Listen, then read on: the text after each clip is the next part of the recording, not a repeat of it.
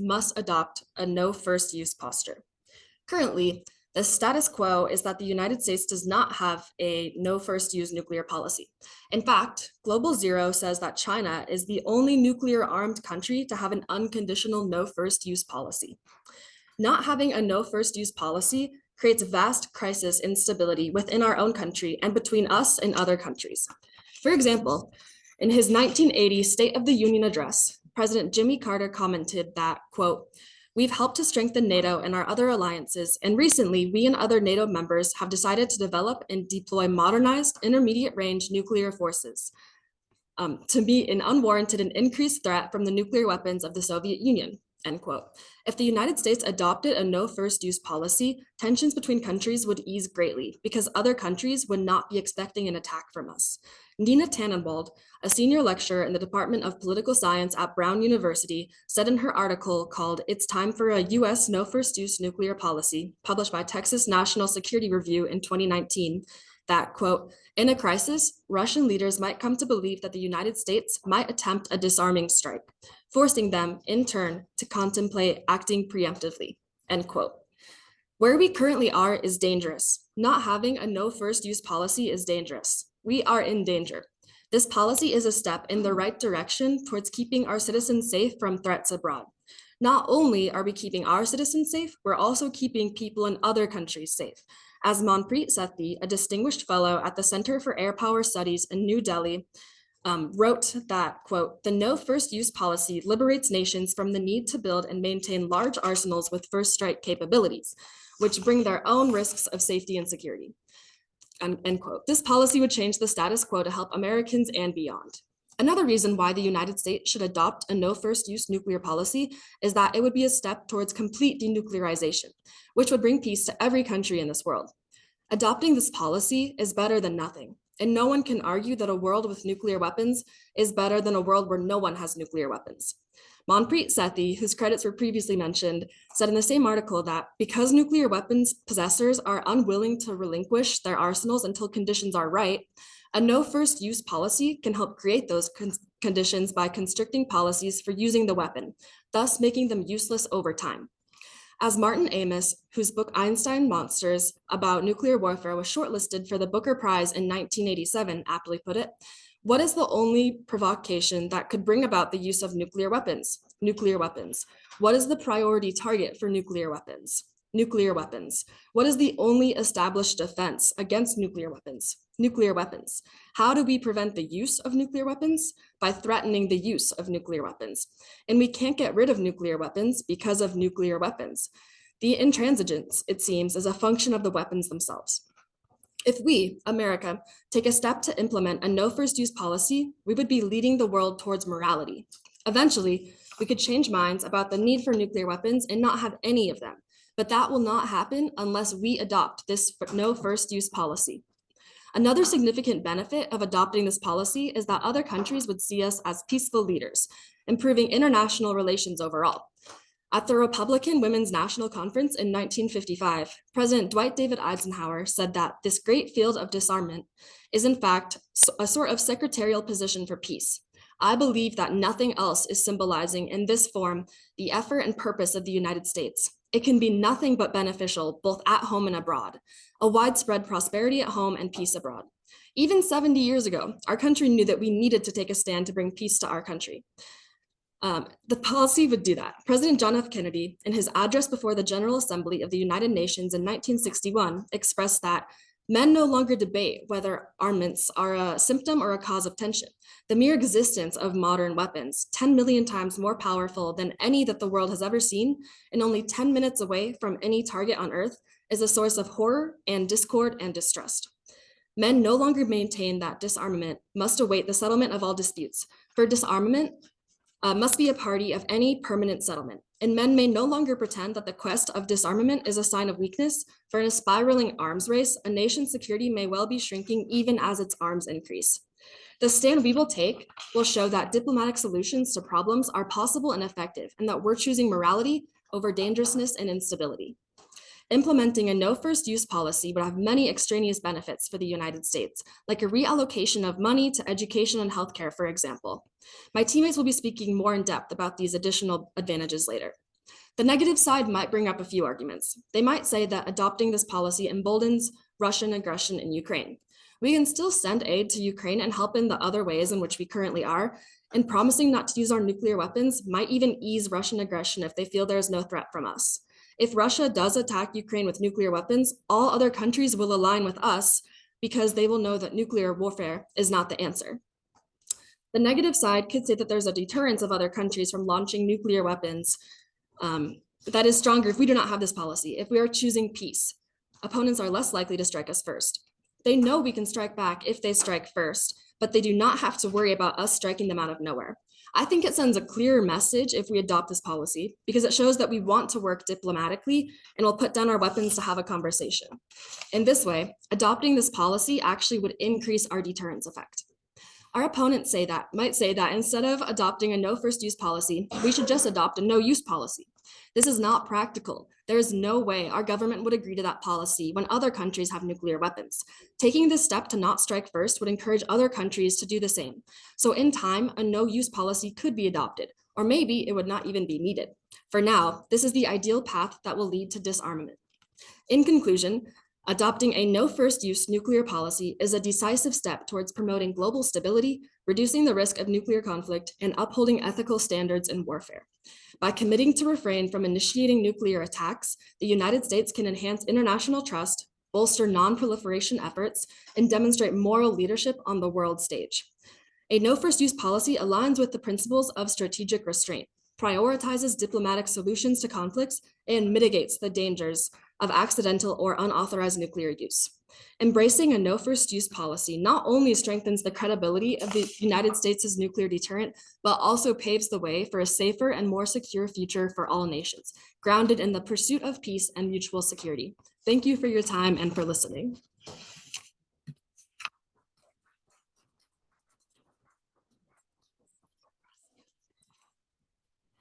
Okay, providing cross-examination for the negative team for 1 to 3 minutes, Chastity West.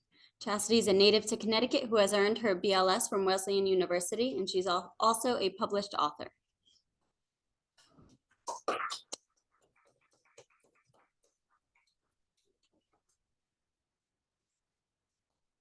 So what type of NFU are you proposing the US adopt? We're proposing a no first use policy where the United States would not launch a nuclear weapon unless one was launched on us or our allies. Okay, so would that mean that you're proposing a declaratory plan, an operational plan? It would be in place, like a policy that would be written into legislation.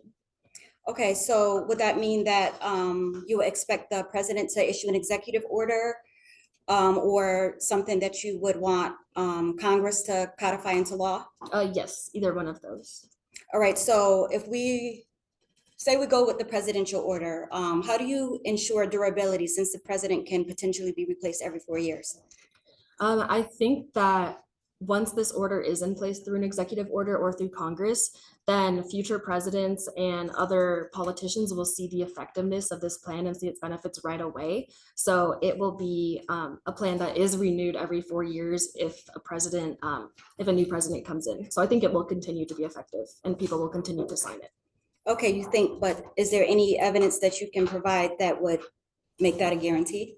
No, but I do think that adopting this policy is the best step we can take. And just because it might be gone in 4 years doesn't mean that we shouldn't take that step now. Okay, so so how do you guarantee compliance to either one of these orders? I think that the entire military in the country has to hold itself accountable. And if we make this promise and put it into law, then we can't launch anything. And it will be guaranteed because leaders of the military will be informed that they can't launch or plan an attack unless someone launches at us. Okay, so even if it does pass either way, it's still pretty much only a pledge, correct? Yes, but it's a pledge that must be promised and kept. And if it's not? It will be. Evidence? There's no evidence, but with other executive orders that presidents have signed into place, they have usually followed through and stayed effective. And what specific orders are you referring to? So what specific countries? are we talking about? Just like with, I guess, military operations in general, when the president passes an executive order or if legislation passes through Congress, then the government has a duty to follow that legislation, and they must make sure that those words, even though it might be a pledge, if it's a law, it has to be followed through. So currently there's only how many countries that have adopted an NFU policy? Just China, just one. Are you sure about that? That's what my sources said. Okay. Okay.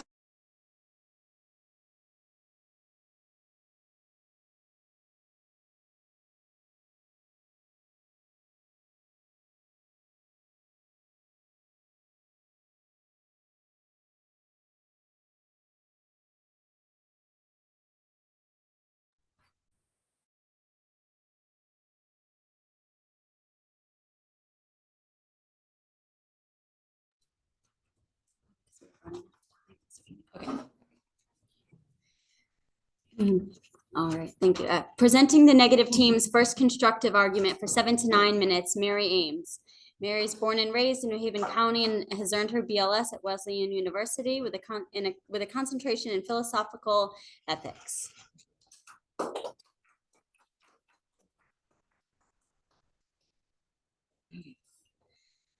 Good afternoon. In this speech, the negative will demonstrate that abandoning calculated ambiguity and replacing it with an NFU will cause 2 disadvantages. NFU will erode the credibility of the U.S. nuclear deterrent, and NFU will spark nuclear proliferation among our Asian allies. The United States possesses a nuclear deterrent which is second to none. In the 2022 Nuclear Posture Review, the United States reaffirmed its commitment to a nuclear posture of calculated ambiguity. The 2022 NPR declares that the United States will employ nuclear weapons to defend, quote, vital interests of the United States and its partners in extreme circumstances, end quote. According to John Muir, a professor of strategic studies at the Air Universities, quote, these deliberately open-ended criteria both deter adversaries and reassure allies, end quote. Today, U.S. nuclear deterrence is preventing congressional aggression and nuclear use by both Russia and China. Air Force General Anthony Cotton observed in the U.S. nuclear arsenal is constraining Russian aggression in Ukraine. He dismissed veiled Russian threats of using nuclear weapons in Ukraine against our NATO allies. In his Senate testimony of 2022, Cotton stated that Russia understands, quote, we have a strong, resilient nuclear force that is offering deterrence, end quote, and preventing Russia from attacking any of our NATO allies. He also observed that China will not embark on an attack of Taiwan because it is, quote, aware of America's nuclear capabilities, end quote. If the U.S. adopted a no first use nuclear policy, Russia and China would perceive this as a sign of weakness. Geopolitical expert Brandon Weikart warned in 2022 that, quote, by removing the possibility of a no first strike weapons program, Washington is removing any chance of uncertainty in dealing with foes such as Russia or China, end quote. He concluded that, quote, an NFU policy would debilitate the slowly unfolding American strategy of constraining China and deterring Russia by removing the credibility of nuclear weapons, end quote. The U.S. declaring an NFU will increase the risk of Russian aggression against NATO. Michael Rule, a NATO analyst for the National Institute for Public Policy, argued in 2021 that an NFU pledge would, quote, encourage Russia to believe that it could regionalize and dominate a conventional conflict against the Baltic states, end quote. Guy Roberts, former NATO Deputy Secretary General for the WMD policy and Director of Nuclear Policy, concurred in 2016. Quote, embracing an NFU would undercut NATO's primary objective of war prevention and could make nuclear warfare seem a rational option, end quote. An NFU will also invite aggression by China. Valerie Niquette, an Asian analyst at the Foundation for Strategic Research in Paris, stated in 2021, quote, U.S. deterrence can only be effective without conditions or caveats such as no first use, end quote. Otherwise, she argued, quote, China's leadership might get a false sense of security and be tempted to launch a conventional war to take initiative. For a leader like Jinping, eager to achieve the great rejuvenation of the Chinese nation, a change in U.S. nuclear policy might be just the push needed for action, most certainly based on miscalculation, but with dramatic consequences. A second disadvantage to the US declaring an NFU will be to trigger widespread proliferation among our Asian allies. Currently, the credibility of the US nuclear umbrella is preventing our allies from acquiring their own nuclear weapons. In an article by Michael Mazza, fellow at the American Enterprise Institute, he observed that, quote, Japan and South Korea have high confidence in the US extended deterrent, end quote. Each feels that bolstering their alliance with the US remains their best option. However, any implementation of the NFU could undermine this assurance and risk a wave of proliferation in East Asia.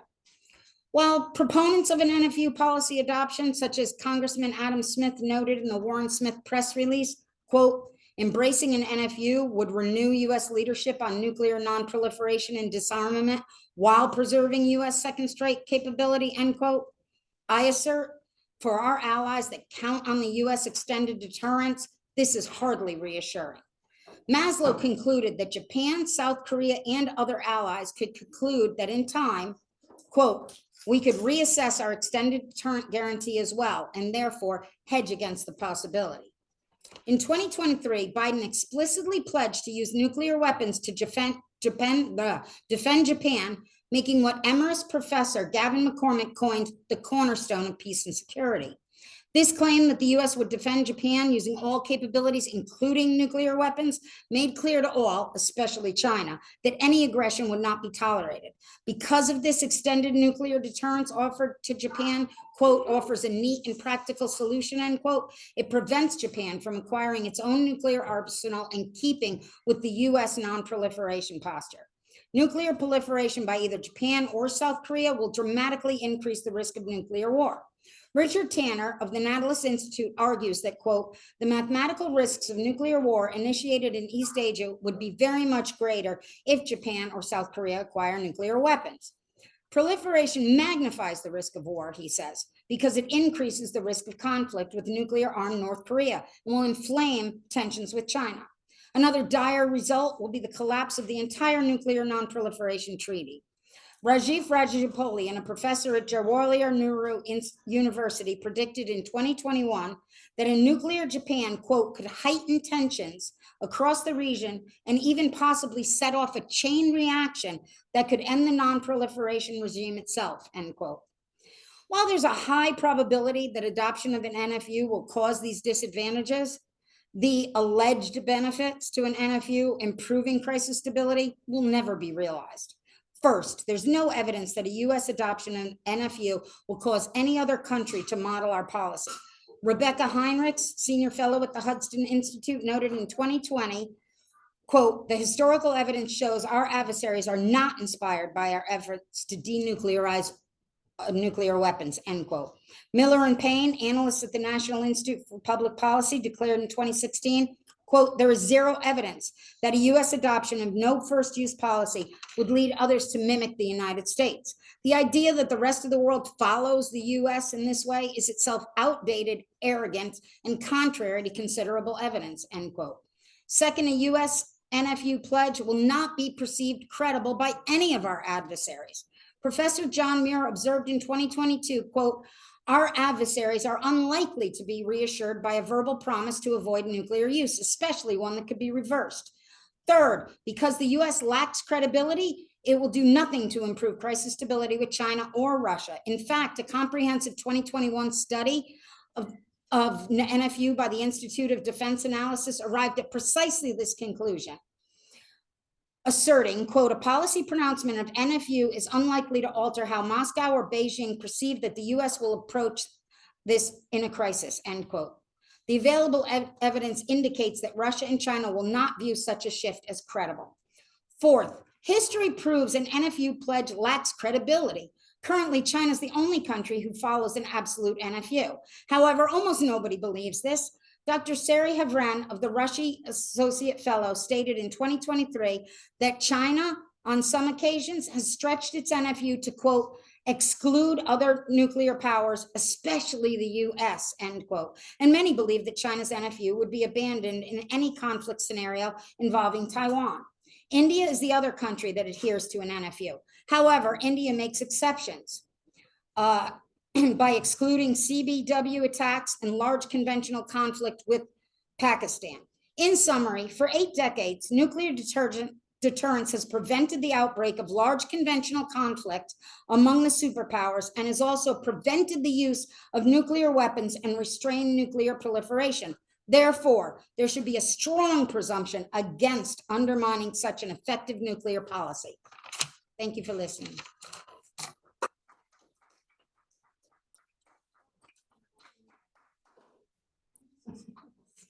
I was done. Providing cross-examination for the affirmative team for 1 to 3 minutes, Hannah Quigley. Hannah's from Washington, D.C., majoring in American Studies and Spanish.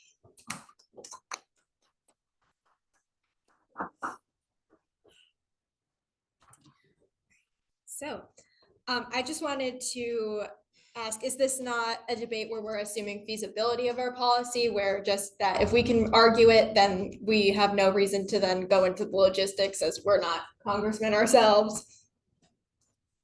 Well, I mean, we stated exactly why we do not believe that this policy would be effective in any way. It's up to you to state which way you would want it to be, since we are arguing the status quo at this point. And is there any reason showing that our policy would be overturned or partisan in any way? Well, I mean, if you look at the history of the way things work as far as being overturned, but from one president to the next, I think it's pretty fair to say that depending on who's in office is going to depend on which way. Biden actually looked at this, as did Obama in his previous year, and still decided against it. This has been the policy through the last 10 presidents. And so I certainly think that if we were to get another Republican in office, they're going to change it. And a Democrat is certainly going to keep it the same way as we've seen. So. Okay, and then do you think it's appropriate then under this status quo, because we're going to, if threatened, use nuclear weapons first, is it appropriate to respond to conventional weapons with nuclear weapons? We are not saying in any way, shape, or form that we are going to use nuclear weapons. As a matter of fact, you're actually helping to make our point, because the point of calculated ambiguity is to keep people guessing. It is not to say that we're going to use them. It acts as a deterrent. It's why they haven't been used thus far.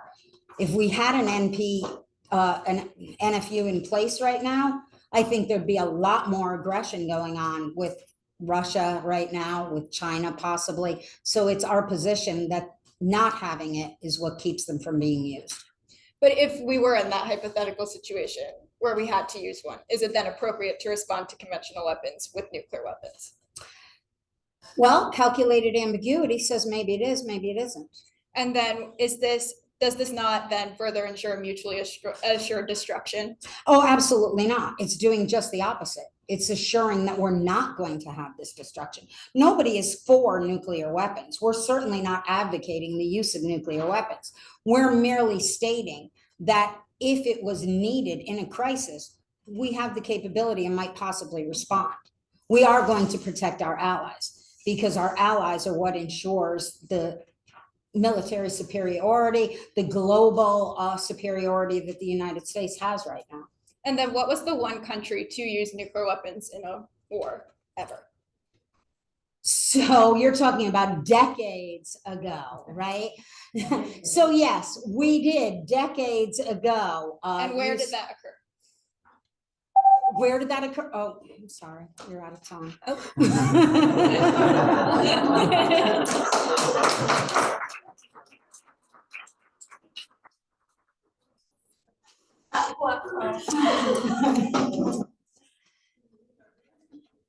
All right, presenting the negative team's first rebuttal for 4 to 6 minutes, Delina Vines.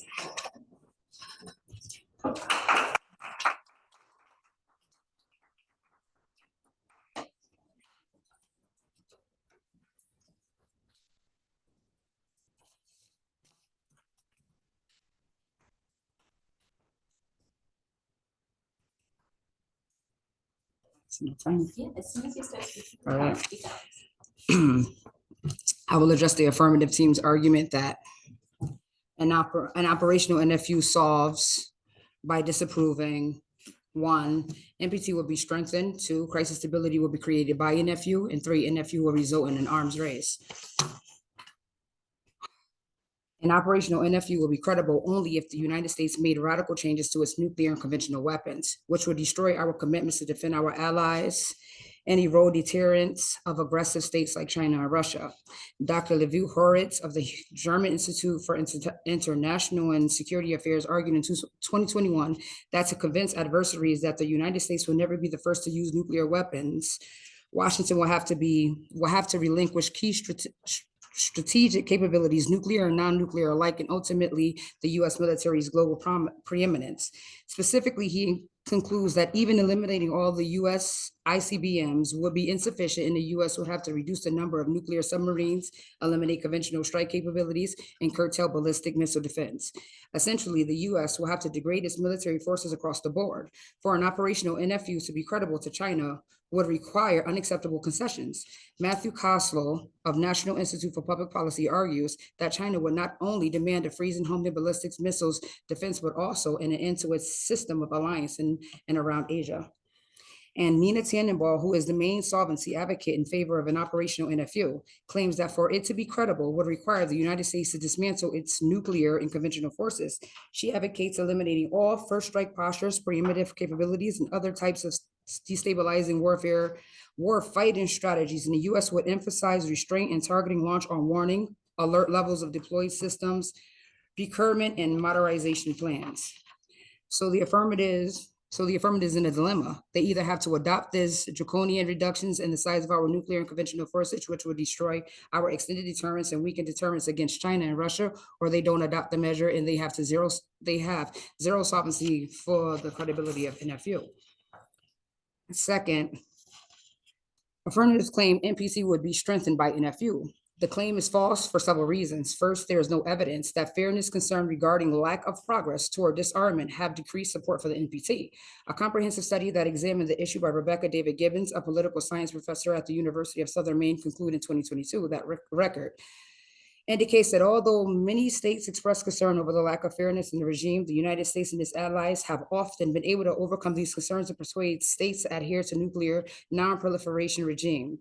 Second, the non-nuclear states support complying with the NPT because it is their self-interest to do so. Jonas Schneider and Levi Horitz, research associates in the International Security Research Division at SWP, explains in 2022 to an overwhelming majority, it makes little sense to damage the NPT simply to protest against systematic injustice. The cost would be far too high. Third, adopting NFU will not enhance U.S. non-proliferation leadership. Patty Jane Heller of the Heritage Foundation argued there is no evidence that current U.S. declaratory policy is driving non-proliferation, nor is there evidence that that change in policy will have a moderating effect.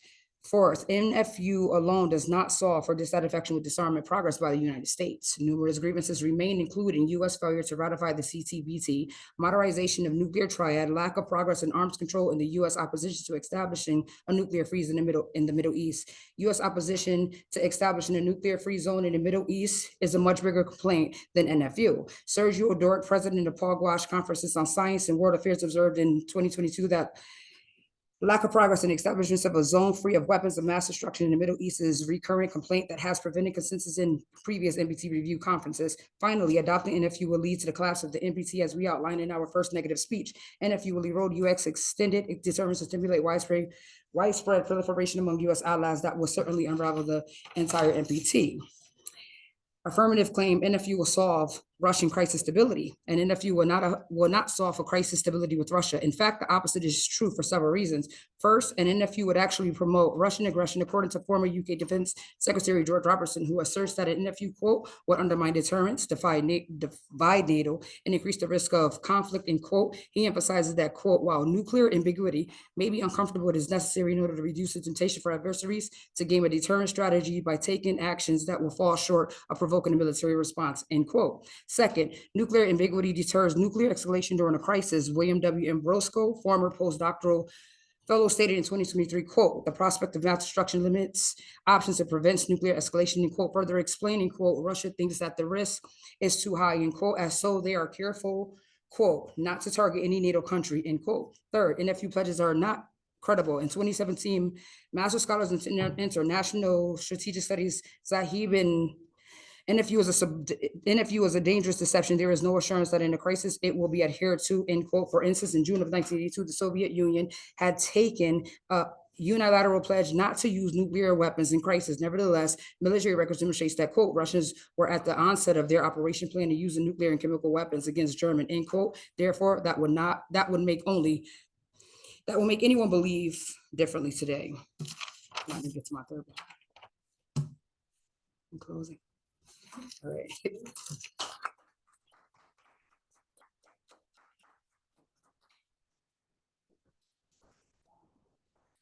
Presenting the affirmative team's first rebuttal for 4 to 6 minutes. Ian Gillenson from New York City, New York, majoring in government.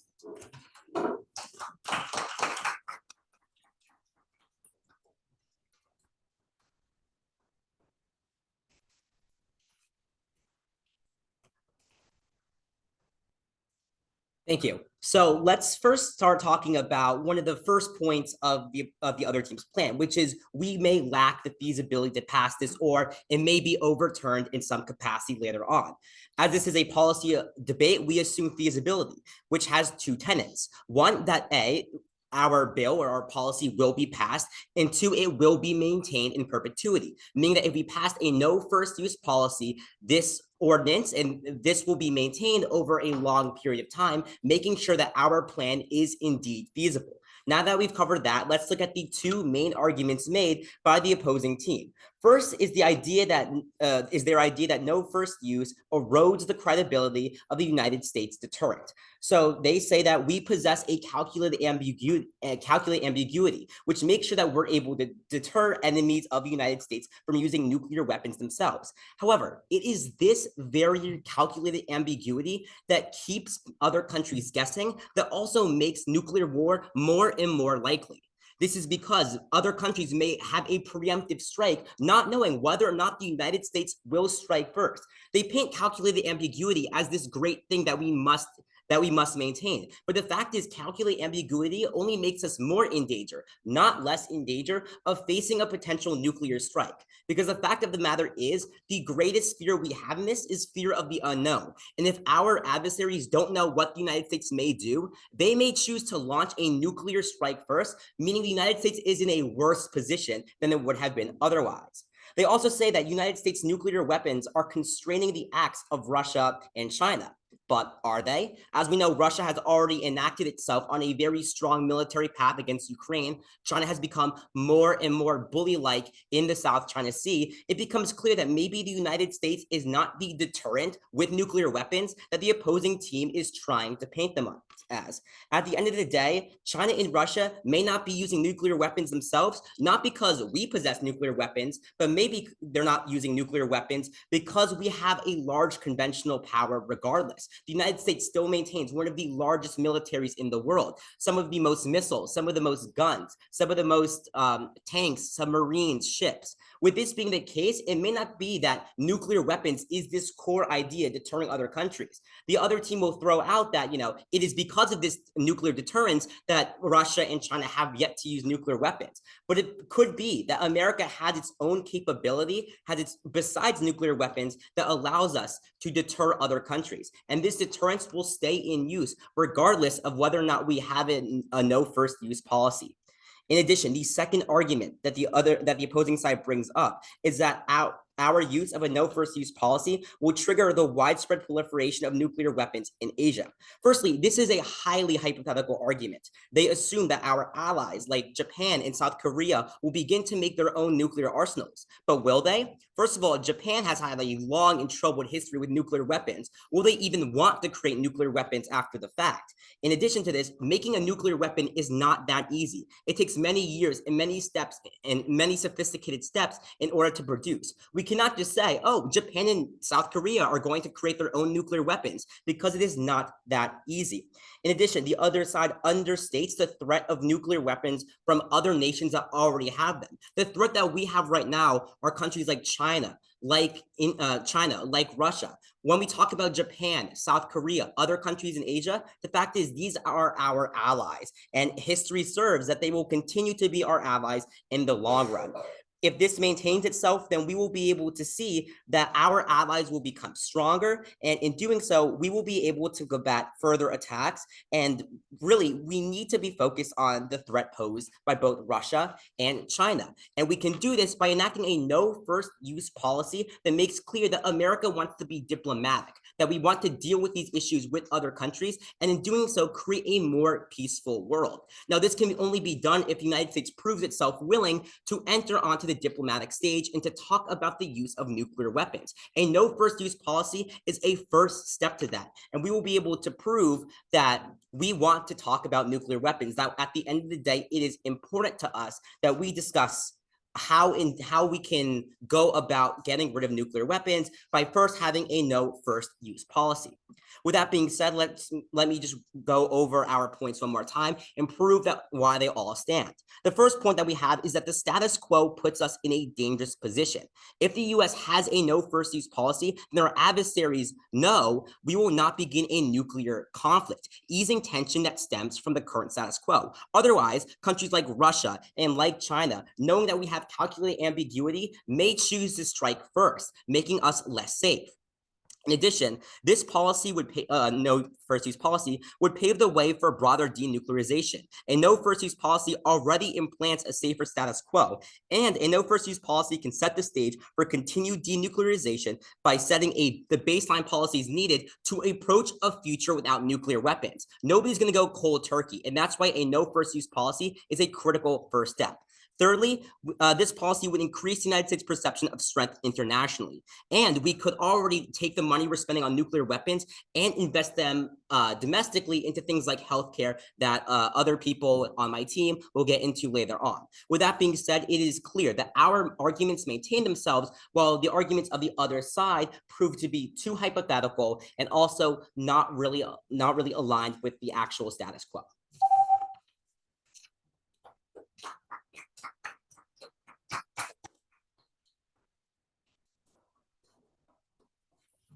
All right, we've now reached the halfway point of the debate. Leading us in the opening the second round by presenting the negative team's second constructive argument for 6 to 8 minutes. Angelina Gemelli, a student at both Wesleyan University and Trinity College, pursuing her associate's degree in general studies with an aim to earn her bachelor's degree. Good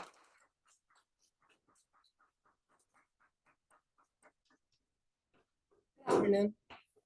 In the second negative constructive speech, the negative will advance 2 additional disadvantages to the United States adopting no first use. First, an NFU declaration by the United States will alienate our NATO allies and jeopardize the continued existence of NATO. The Russian invasion of Ukraine has rallied NATO to become a stronger and more unified alliance. This became evident at the most recent NATO summit this past July. Michelle Corella, a research associate at the Council on Foreign Relations, reported on July 20th, 2023, that NATO's unity was evident at the July summit when all members reaffirmed their commitment to spending 2% of their GDP on defense, and Turkey dropped its opposition to admitting Sweden as a new member. She indicated, quote, "The summit ratified detailed plans for how the alliance will defend itself against an attack and suggests that NATO is regaining its muscle memory," end quote. The United States declaring NFU will unravel NATO for several reasons. First, the majority of NATO allies are strongly opposed to NFU. A 2021 study undertaken by Anna Clara Arden of the German Institute for International Security Affairs asked leading experts from across the European continent about how their country would perceive and might react to a potential NFU declaration by the US. The study found that most of the countries, quote, "fear negative repercussions on both NATO's military deterrence and the political cohesion of the alliance," end quote. Second, if the United States declared an NFU, that would directly jeopardize the nuclear sharing agreements that NATO has supported for decades. The United States has stationed tactical nuclear weapons in 5 NATO countries for the purpose of defending against Russian aggression, and nuclear first use is part of NATO's nuclear doctrine. Like the United States, NATO reserves the right to threaten nuclear first use as part of its deterrent. According to Edmund Miller, who served under Secretary of Defense in 2021, quote, "An NFU will rupture ties with NATO and break the alliance," end quote. Our allies believe that any major change in the current nuclear deterrence policy would be interpreted as a huge step in, quote, "decoupling the US from Europe's defense," end quote. This is why during the last 10 presidencies, we have not changed our policy. Even the most recent nuclear posture review done by President Biden made clear that, quote, NATO capitals understand that there is no positive benefit of the US's embrace of no first use, just enormous downsides, end quote. In today's global climate, it would be dangerous for all if the US were to reject the views of our allies in a matter so central to security. As we know, NATO is key to democratic resilience. Professor Miraguana, NATO's Deputy Secretary General, makes clear that, quote, our unity and ability to adapt is even more critical as we face a more unpredictable, complex, and rapidly changing sphere of geopolitical conflict, end quote. We see there is growing terrorism, the existing conflicts between Russia and Ukraine, Gaza and Israel, and the impending invasion of Taiwan by China. Guana reminds us that we must walk in concert with our partners to strengthen our collective ability to prevent crisis. NATO's strength lies in this unity. Brandon Webb, a decorated Navy SEAL, writes in 2023 that, quote, it is time to act decisively to secure our future. We need to redouble our efforts to foster unity by aligning our strategies and doctrines, end quote. It is not about flexing military muscle, rather, it is about preserving peace and protecting our shared democratic values. A weaker and divided NATO alliance will also harm our ability to prevent terrorism. Hans Benedict, a fellow at the Atlantic Council, noted that, quote, fighting the Islamic State group clearly in American interest would have been markedly more difficult without permanent US bases in Europe and without the American-built coalition that included every NATO nation, end quote. There will also be dire economic consequences to rupturing our ties with NATO. Benedict observes, quote, US annual trade in goods and services with Europe exceeds 1 trillion, and US total direct investment in Europe nears 3 trillion. These economic ties enhance prosperity and provide American jobs, but they require the degree of security now provided by NATO to endure, end quote. A second disadvantage to adopting an NFU policy will be to erode deterrence against the use of biological weapons or the commission of devastating cyber attacks. Patty Jane Heller of the Heritage Foundation argued in 2021, quote, an NFU policy would assure adversaries that they're at no risk of nuclear attack if they launched a chemical, biological, cyber, or conventional attack against the United States, no matter how devastating. The more certainty that adversaries have about US's plans to use nuclear force, the easier they can plan their aggression to remain below the nuclear threshold, end quote. The possibility of Russia or North Korea using biological weapons should not be discounted. James Miller, a former Undersecretary of Defense for Policy under President Obama, argued in 2020 that, quote, it is possible that Russia still retains a biological weapons program, and North Korea has at least a latent capability to produce biological weapons and may even have an active biological weapons program, end quote. Miller warns that, quote, a biological weapons attack by nuclear-capable countries such as North Korea that kills hundreds of thousands or even millions of Americans, while seemingly is unlikely, it is unfortunately a plausible threat in the coming years or decades, unquote. Under that kind of scenario, Miller says that a US president may determine that a conventional response was inadequate, and therefore, he concludes it, quote, makes eminent sense to leave the nuclear option on the table in US declaratory policy so as to contribute to deterrence of such an attack, end quote. The possibility of Russia or China launching a devastating cyber attack against the US electrical grid, space satellites, or critical strategic infrastructure requires retaining the option of first use as a deterrent. Retaining the option of nuclear first use should be retained to deter China from attacking our space satellites and our nuclear command and controls capability. Matthew Keurig of the Scrowcroft Center argued in 2021 that, quote, Washington should continue to leave the option of a nuclear response on the table to Chinese non-nuclear strategic attacks, including in space or against the US nuclear command and control system, unquote. He concluded that, quote, there might be some deterrent value leaving the threat on the table, unquote. And he claimed that, quote, there is nothing to be gained by the opposite policy of reassuring Beijing that it can get away with such attacks without worrying about the US nuclear weapons, unquote. In fact, one of the reasons that the 2022 Nuclear Posture Review rejected adopting an NFU was to avoid weakening our deterrence against cyber attacks. Sam Stanton and Adam Lowther, both fellows at the National Institute for Deterrence Studies, noted in 2023 that given the, quote, current security environment, the actions of Russia, China, or North Korea may necessitate a nuclear response to a non-nuclear action, with threats in the cyber and space domains possibly posing a catastrophic risk to the United States and America's allies questioning our commitment, unquote. Avoiding declaring a no first use policy is wise. Thank you.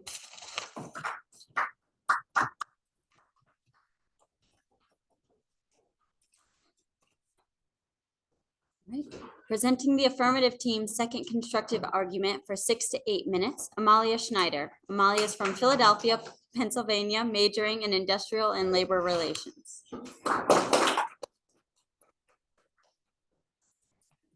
Okay. So many papers.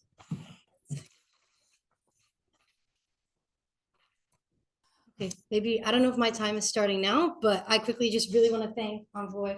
You guys are the coolest. It is such an honor if we lose to you. Like, oh, this is so much fun. And I hate this topic, but I love this.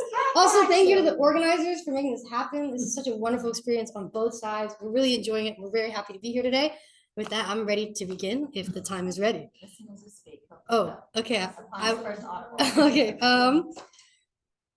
Judges. The issue today is that they are defending the status quo. That is the problem. The status quo is where we all accept a doomsday scenario is okay. Whether we launch the nukes or we are nuked, thousands of people die. And that's just somehow the status quo of the way we go about handling international conflict. What we are here to present to you, whether or not it maintains enforcement or any of that, on our side, you are gaining diplomatic change in how we go about handling international conflicts.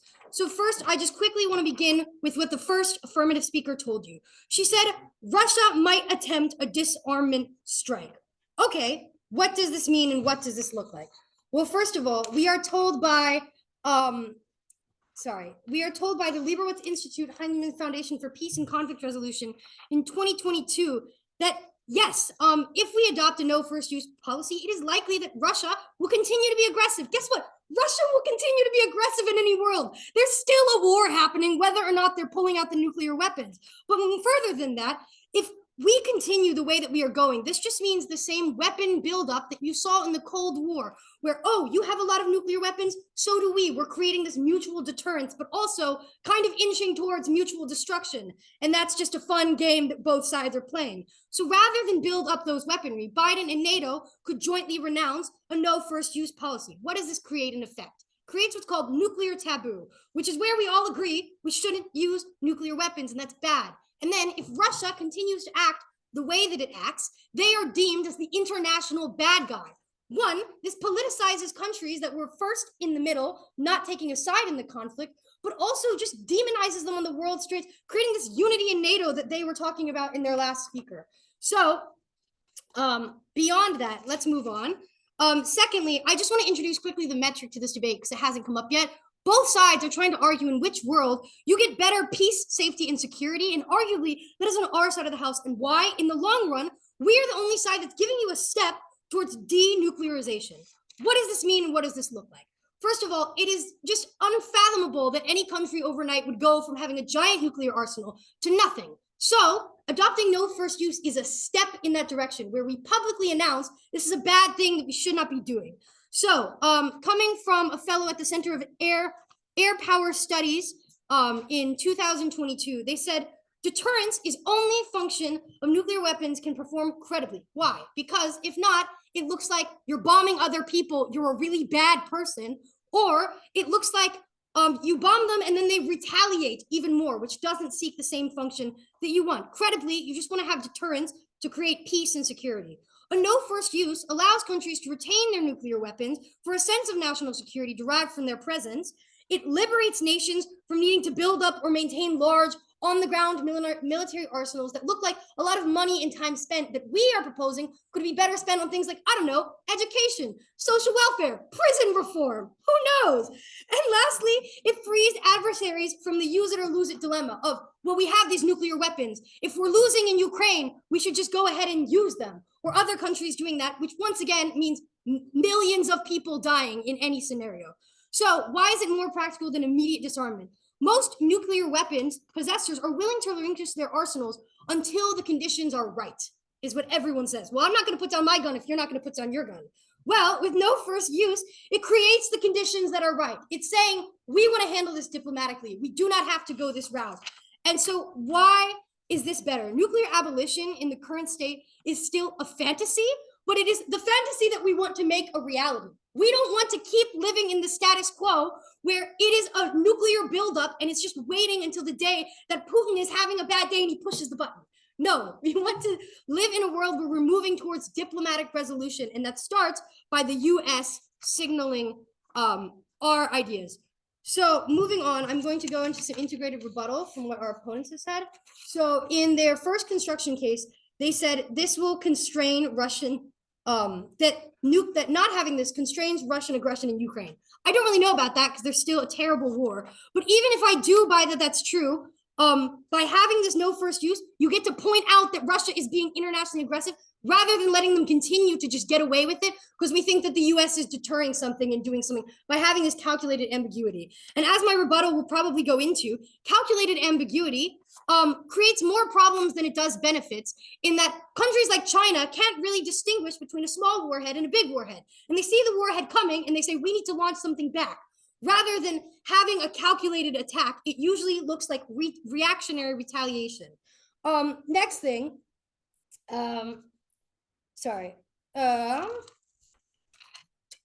okay, they say it would jeopardize our NATO alliances. This is highly unlikely because one, other military forces still exist. And what they are failing to recognize when they say we are degrading deterrence is that we still have nuclear weapons on our side of this debate. Nuclear weapons still exist and can be used in cases of defense, which is the same deterrence. Russia still won't just nuke countries that they want to because they know that they still will be attacked. So therefore, deterrence still exists. And if it doesn't, it's because it shouldn't. It's because globally, we don't want to constantly be in a Cold War of who's going to be the first one to push the button. So with that being said, the last thing is that it solves this arms race. It paves the way for broader denuclearization. This was brought to you from the Center for Air Power Studies, and how if deterrence is the only function that these nuclear weapons have, you still get that without having it be the go-to. And what this means for us is it will cause crisis stability. This was brought to you by Tannenwald at Brown University in 2019, who said it solves this adversary miscalculation, alleviating concerns, reactionary responses from Russia and China, which means no first strike or destabilizing war strategies being imposed, which the US should not be doing because also awful to do to other countries, even if they are enemies. And additionally, it eliminates the risk of accidental, unauthorized, mistaken, or preemptive use, which sounds crazy, which should not be understated when in the cloud of war, people make decisions that are super rash because they are trying to win this battle rather than thinking about what's best for the longevity of the world, which is that no one should be striking first with nuclear weapons. And the US can start by signaling that to the rest of the world. Sure, maybe Russia and China don't exactly follow suit, but it cannot be understated that the US is such a powerful global superpower who sets the standard for many things in places like NATO, in places like the UN. And this is no different when applied to nuclear policy. And this is just more consistent with the long-term goal of global nuclear disarmament. We don't want to keep staying in the status quo. And the only way to stop living in the status quo is to move away from it by creating a no first use policy. And with that, I'm very proud to be on the affirmative. Thank you guys for a wonderful debate.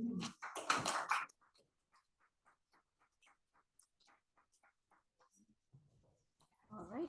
Presenting the affirmative team's second rebuttal for 3 to 5 minutes, Chinaza Politis from Las Vegas, Nevada, majoring in industrial and labor relations.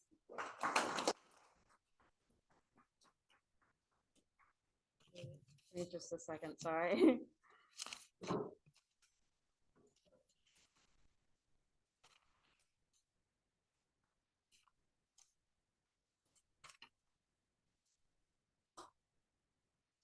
All right, ready if the judges are?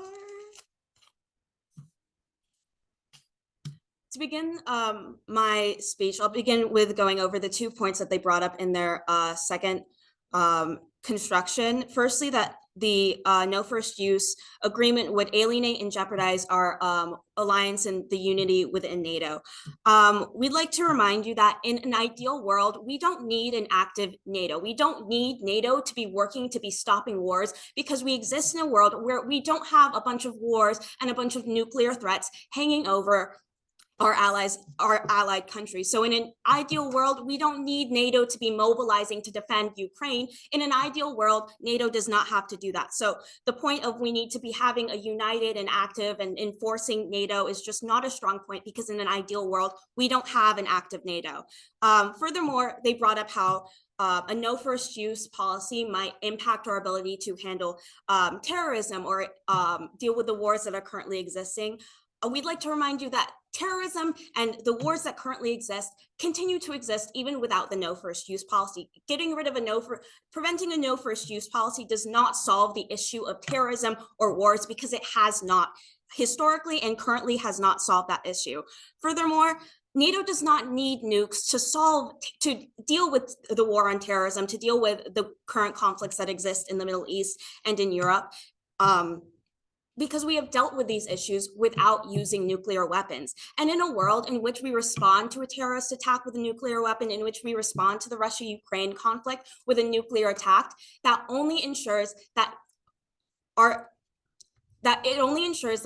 enemies, that our adversaries, and that Russia has the justification to respond with a nuclear attack in response, which ensures a arms race, which ensures our mutual destruction, which overall is a negative consequence and something we'd like to avoid in a world in which we have a no first use policy, which ensures that we aren't responding to terrorist threats, to the current conflicts that we are seeing, with a nuclear response, which ultimately is not necessary. We have the funds to be able to deal with these issues without resorting to nuclear response.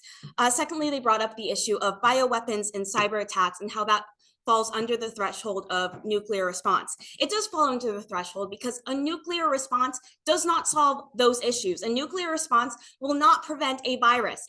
You can't nuke a virus. Ultimately, yes, bioweapons and cyber attacks can happen, but again, we do have conventional responses. We do have conventional funding in order to respond to these attacks, and a nuclear response, again, will only ensure that they respond with nukes in turn and ensures our mutual destruction. It is not necessary, and it is not good for the greater good of the entire world.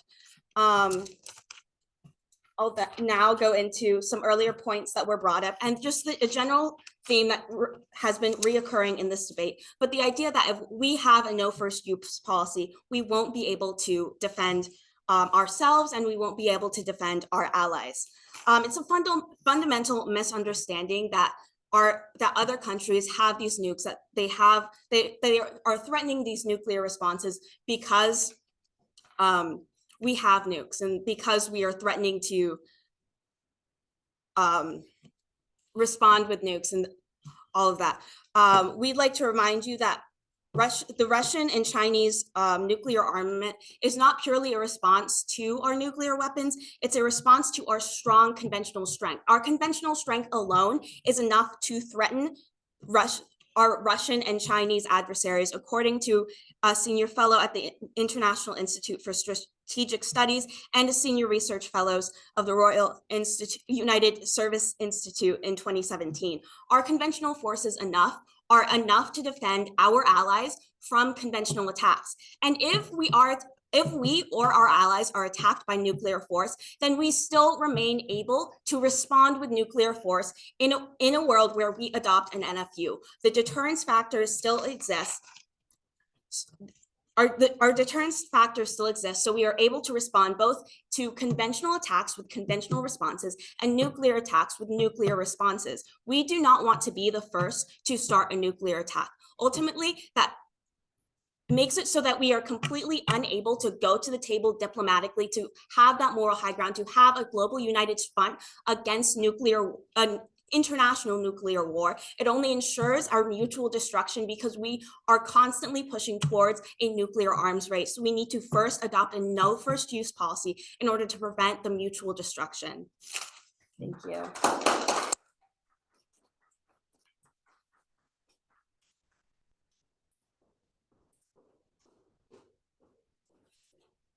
All right, presenting the negative team's second rebuttal for 3 to 5 minutes, Marvianne Duncan from the beautiful island of Jamaica, and who has obtained her bachelor's and master's degree in business administration with a concentration in HR management from UConn.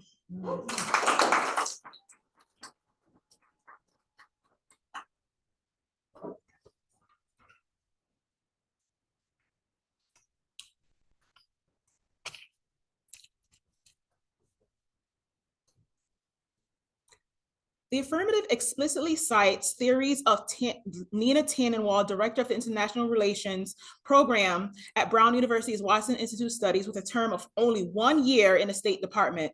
This biased personal approach and opinion was obviously found to be unsuitable for the position because of her only 1 year term in that position in Washington, D.C. You see, unlike our opponents, we explored a multitude of bipartisan and unbiased studies with factual information from analysts and specialists who are closely aligned with the day-to-day procedures and safeguards related to nuclear deterrence and missile defense systems. Now, to address some of the claims that the affirmative suggests, I will start off by talking about the NFU, this claim that the NFU will result in an arms race reduction in Russia. Now, the affirmative positions that US NFU will bolster negotiations with regards to arms race reduction in Russia is absolutely absurd. First and foremost, in this discussion, the ongoing Ukraine-Russia conflict, which according to Stephen Pfeiffer, retired career foreign service officer, ambassador of Ukraine, makes clear that there is, quote, zero chance, end quote, that Russia will agree to talks to end nuclear war. Second, it does not appear that the Russia-Ukraine war will end anytime soon. Third, Pfeiffer asserts that, I quote, this war has affected Russia's approach to nuclear arms control, end quote. In fact, this was demonstrated when the Russian government pulled the plug on the BBC session dialogues meant to further the implementation of the New START treaty because, quote, it is impossible to discuss strategic stability nowadays while ignoring everything that happened in Ukraine, end quote. These opinions are shared by many others, including Jonathan Ladley of Rutgers, was quoted saying, Russia-US relations are fostered than during the Cold War over Russia's full-scale invasion of Ukraine, end quote. Moreover, Moscow's top arms race negotiator adds, and I quote, divorced from other disputed matters, end quote, meaningful dialogue about arms control has no chance. And NFU will not change this because Ukraine is the biggest issue for Russia and US relations, and we have presented evidence to support this. So you should prefer our argument over theirs. Another argument that was brought about by the affirmative side was that a no NFU will highlight a nuclear taboo with it, which is just absolutely absurd. First, there is no historical link that a nuclear taboo when no clear historical link to nuclear taboo when the US relied on first use doctrine. Glaser and Fetter, professors at the University of Chicago and the University of Maryland, wrote in 2005, and I quote, 2005, I quote, we have little reason to believe that the nuclear taboo depends strongly on US nuclear doctrine. The taboo developed during decades in which United States planned for the use of nuclear weapons in increasingly various ways, including the first use of nuclear weapons to deter a conventional attack and to bring about a termination of conventional war that the United States and its allies are losing, and acquired increasingly advanced nuclear forces to perform these missions, end quote. It is not that we would ever want to use our nuclear weapons. However, should China or Russia attack the US and inflict a large amount of damage, then the leaders of the US will have to consider utilizing our nuclear weapons if necessary. Second, the concept of nuclear taboo will not restrain our adversaries' classic deterrence. This is far better an explanation for the lack of nuclear war. Another claim that the affirmative side made was that crisis stability will be affected by an NFU. And what we want to highlight in that is, Matthew Costco of a senior analyst at the National Institute of Public Policy stated in 2021 that any state that is familiar with international agreements, as a default position knows that another state can withdraw from an agreement and as circumstances change that threaten the state's supreme interests. There are numerous amount of examples of this. The Strategic Arms Limitations Treaties, the Anti-Ballistic Missile Treaty, the Independent range nuclear forces treaty, the strategic arms reduction treaty, and the list goes on and on and on. Thank you.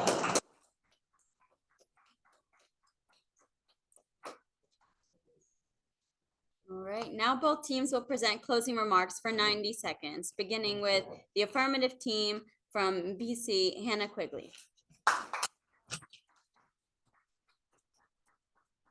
Before I start, I want to say thank you guys. You guys are so impressive. It's been so much fun.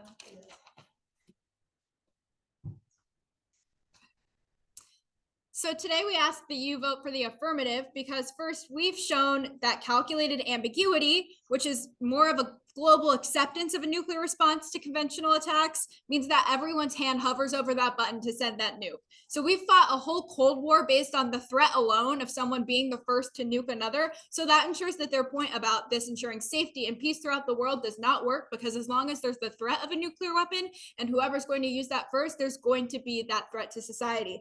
Additionally, we see that that Russia has nuclear capabilities and they are still fighting war with Ukraine at this moment with NATO's backing of Ukraine. So that shows the calculated ambiguity doesn't help to end wars in that regard, because that's still happening and Russia does have nuclear capabilities. So there's the threat that they could be the first one to drop a nuke on Ukraine. And we're not saying that if China or Russia were to nuke one of us or one of our allies, that we would just sit back and do nothing. We're just saying that we wouldn't be the first one to press that button. And that's our argument.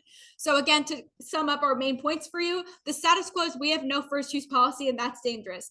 And if we implemented one, it would decrease tensions around the world. It would step towards denuclearization for all. And it would make us seem more of a moral country and to our allies, because we would not be nuking people that have come at us with conventional weapons who are not equipped to withstand the effects of that attack.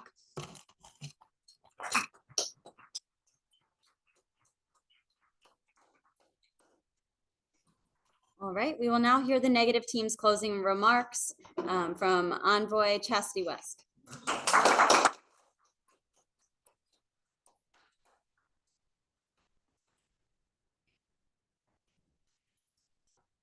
The negative team has earned this win by successfully arguing why NFU shouldn't be adopted based in part on the following 3 points. 1, why the affirmative criticizes calculated ambiguity. Military experts Cotton and Webb both contend that abandoning this strategy erodes the assurance of our allies and undermines our deterrence posture, cyber, bio, and chemical warfare included. As it stands, this tactic effectively deters and prevents. Their proposal induces significant security issues. In this way, the benefits of NFU do not outweigh the overall negative impact that a policy change would create. 2, the affirmative claims NFU would stabilize our relations with Russia, with our Russian adversaries. However, we've submitted proof that other causalities make for this dissension that won't be resolved with or without NFU. Even if NFU suggests good faith, we've demonstrated that there's too much risk that it'll be viewed by some as an opportunity. 3, NFU isn't credible. They've submitted no evidence that guarantees NFU would be believed, upheld, or universally adopted. Furthermore, they don't even know what their plan looks like. Only when pressed did our opponents weakly commit to a half-baked operational plan, if you can even call it that. The affirmative case is wholly speculative. The U.S. cannot base national security on a heap of hypotheticals. We've combated every argument advanced by our opponent, not with theories and conjecture, but with no better evidence than the status quo. Why tinker with a system that isn't broken? By weighing the evidence presented throughout this debate, you should vote in our favor.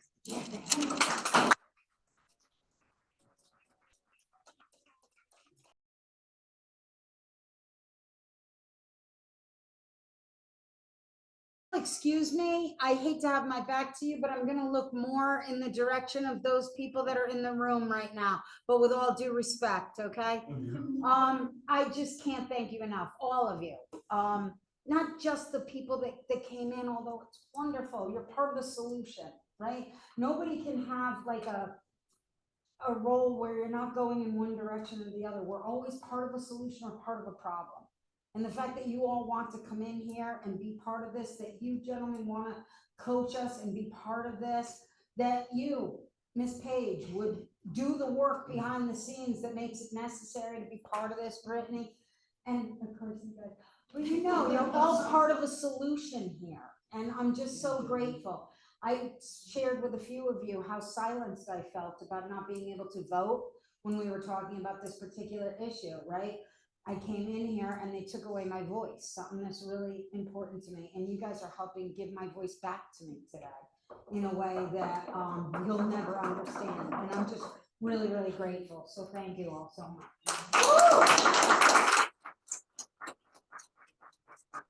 Of course you're doing Of course I'm that. bored. Yes. Hi. I just want to piggyback off of what Mary said. There's so few positive opportunities, you know, in facilities such as this, and it just feels so good to have people willing to like join us in this experience and to come behind these walls to participate in something like this. You know, with us, you guys, most of you didn't know what to expect. Most of you, I'm sure, haven't been in a prison before, you know, but you were still willing to come in here and, you know, share this time with us, and I really appreciate it. And I appreciate the people who have worked with us. That shows a lot about who you are and your outlook on the world and on society, and I appreciate that. And Ms. Page, thank you for your time. And PM Dillon, Yeah, thank you for coming. No, seriously, she's awesome. She prescribes This is more for me than for you. She prescribes my medication. And for months we've been talking about this, and she actually came, you know, so that really means a lot, you know. But just thank you so much, because I'm all about being a part of the solution as well, you know. So this is what we all should be doing, and I thank you for having the courage to actually do it. Thank you. Say one thing to you, sir. The term that you used when you started to speak and you called us incarcerated intellectuals. I'm very grateful for that. It's the first time I've heard that expression. Certainly the first time it was used with me as a recipient of those kind words. And it just meant more than you realize. So thank you so much. And we will be using it from now on. Yeah, we will. Without a doubt. Without a doubt. It's my new identity. Yes. So I think thank you. Joe's- I wrote it down and everything as soon as you said it. Well, I appreciate that, and you are more than deserving of such a moniker and many, many more positive monikers to come. So I'll share some closing remarks, but I know that our amazing coach Joe Schatz would also like to address the group. So Joe, please. Yeah, I mean, thank you for bringing me on board to this project. This is my first time working with the National Prison Debate League. I didn't know what I was going to expect, but I mean, you five have been some of the best students that I've gotten to work with in my entire life, middle school, all the way through college. Like the work and dedication that you've shown shows that like you were able to learn a complex issue and figure out how to express it in an intelligent and eloquent way, respecting your opponents in a way where you can really have a good debate that helps you be able to figure out how to represent yourself, but then also lets everybody in the world know that like you are incarcerated intellectuals. Just because you're incarcerated, that's not the entirety of your identity. You're smart, wonderful people who've taught me so much while working with you. And I love the fact that we were able to bring university students to come in here to have that taste, to be able to experience this. And the way that you were able to immediately before the debate, get together, talk with our debaters from the National Prison Debate League in order to have that human connection allows us to bring this dialogue forward and really come up with like positive solutions, and is the reason why I get into debate, you know, beyond just the competition and the wonderful trophies and stuff like that, is to have moments like this where this dialogue could, you know, really, you know, come to fruition. And I would also like to thank the judges too. I would love to have you at any panel for a college debate round, but also for this debate round, I think you are incredible people that will give an amazing decision. So thank you for participating. And thank you, Brittany and Dan and everyone for putting this together. Thank you so much. Thank you so much.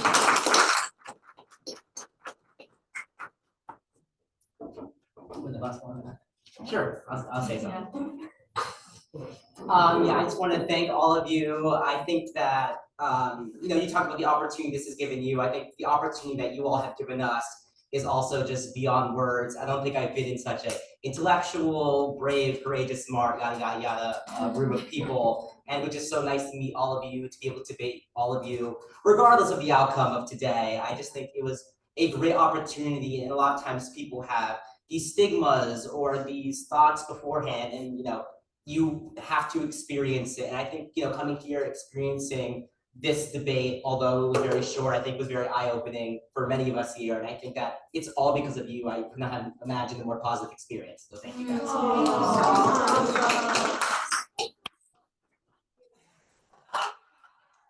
Thank you for all of that. Yes, we should thank the judges for ruling in our favor as well. Thank you, judges. And thank you all for including me in this debate. I had an amazing time watching y'all debate, and I'm so happy that the National Prison Debate League exists and that this prison in particular was cooperative with this event with Cornell University. And thank you, Cornell, for driving out to the event. And I'm happy that, you know, Zoom made it possible for me to be part of this debate, even though we aren't there. So thank you all for including me. Thank you. I wanted to say thank you as well. I have a deep familial history of incarceration, so being able to have this experience with all of you was honestly a delightful time for me. So thank you everyone for being here and participating and being intellectuals throughout the round. Thank you. Thank you both for joining and sharing your views. And I know that the results are in, and before our chief judge announces the results of today's scoring, as Brittany said, there are no losers in this equation today. And again, I just want to say a few brief remarks before we announce the winner and conclude today's event. I'd also like to promote the next event we have in Connecticut with the men's team from Cheshire on March 7th. They will debate, having an amazing policy debate on DEI issues, and they will be debating against NYU, who will also be making the trip from New York to join us in Connecticut on March 7th. And on March 22nd, the NPDL will be breaking new ground in Ohio, and we'll be having Indiana University traveling to Mansfield, Ohio to take on our new franchise, Liberation Allowed, in Ohio. So that's going to be a lot on our website to keep tabs on, as you can get the free live stream links for those upcoming events.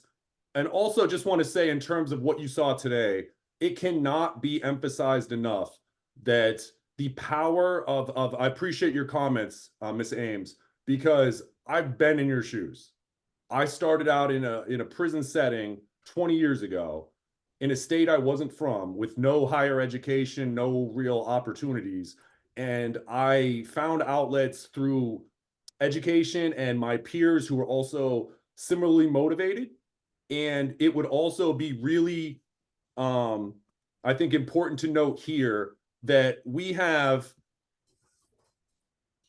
something so special and groundbreaking, that everything that you have just experienced viscerally, being in that space together, and I'm regretful that I couldn't join you today, because I understand how special the bridges that we are building, that you just built through your coming together in this new form of community, this sociological merging that is very, very rare. You hear people talk about communities of practice and other, sort of key terms and catchphrases, but we here at the National Prison Debate League, we take our mission statement very seriously.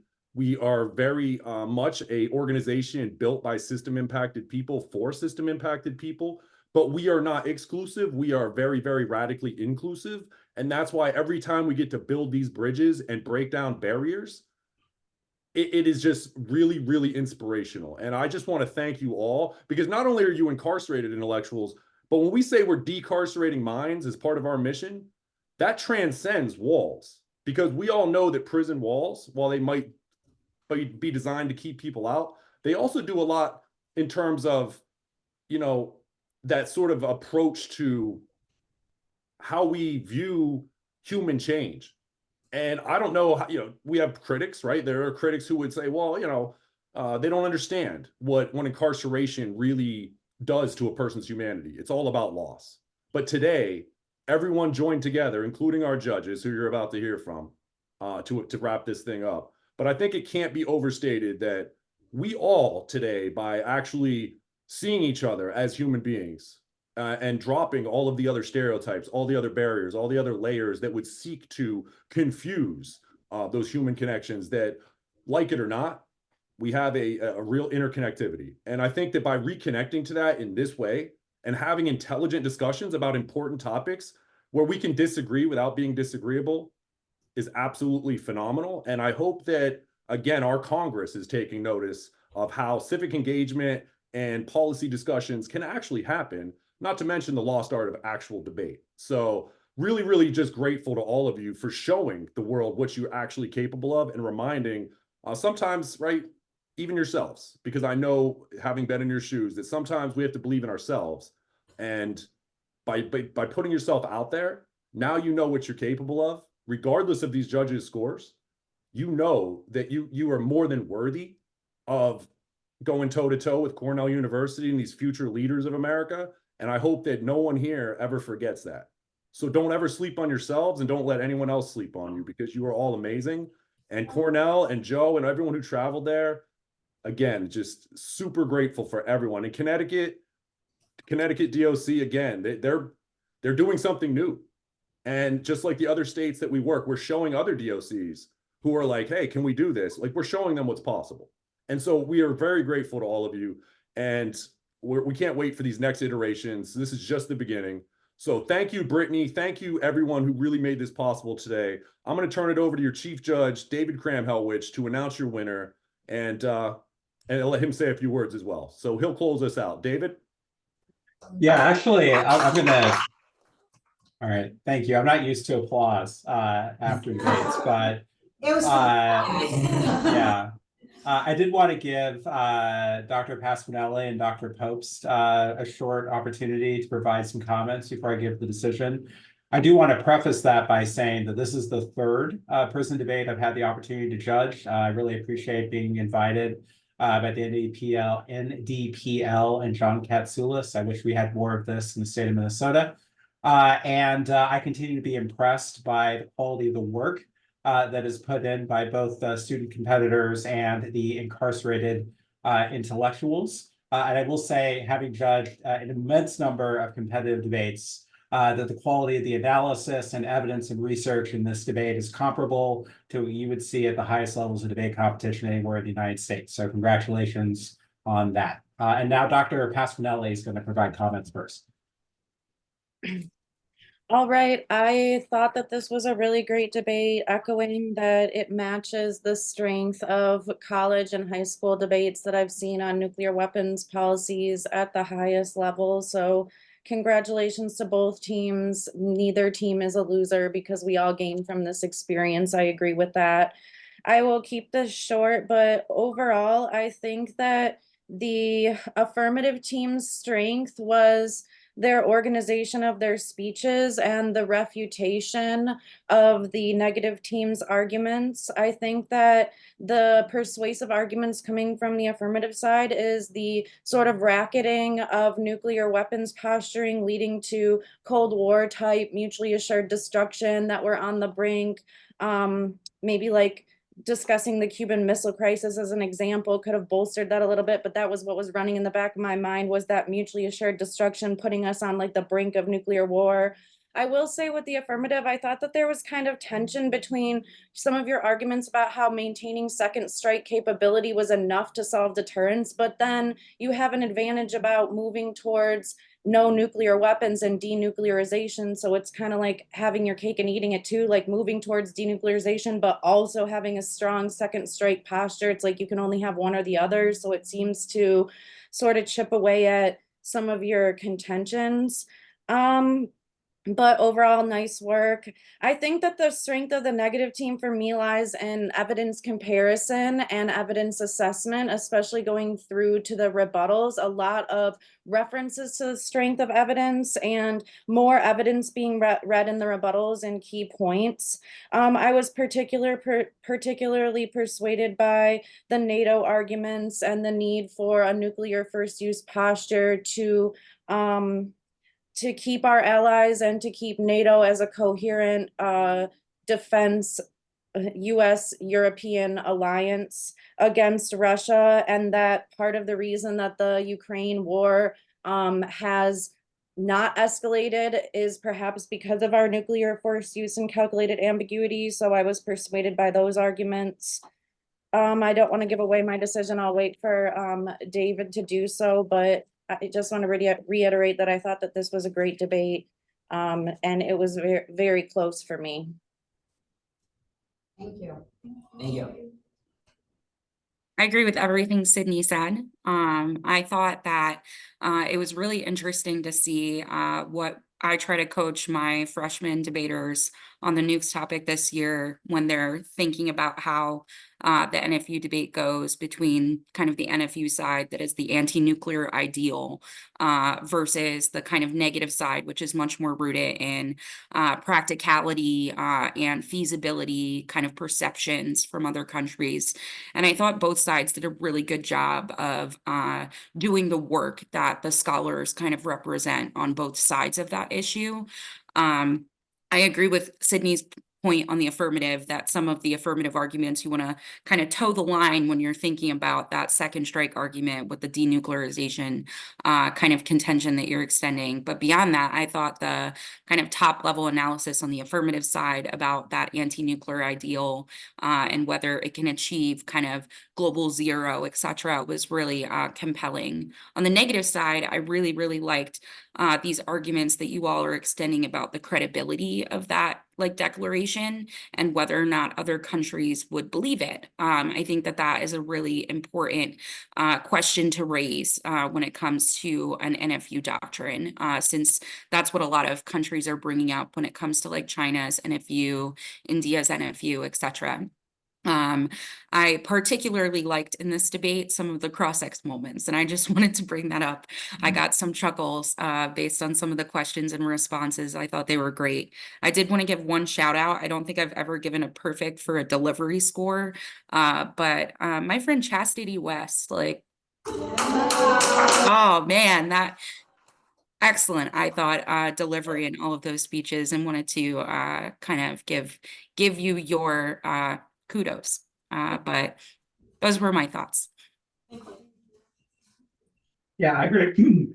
I agree with everything that Sydney and Jackie had to say about the argument assessment. So I won't go into that. I will say that, as you folks may have noticed in a debate like this, you have a lot of arguments and to address and very little time to talk about them in the closing rebuttals, the final speeches. And I would suggest that when you approach this problem in the future, that you try to think about if there are arguments you can introduce earlier in the debate that make it easier for you to resolve the kind of major questions in debate on one side or the other. And I think in this context, figuring out what making arguments about the nature of the Russian and Chinese states and interests are.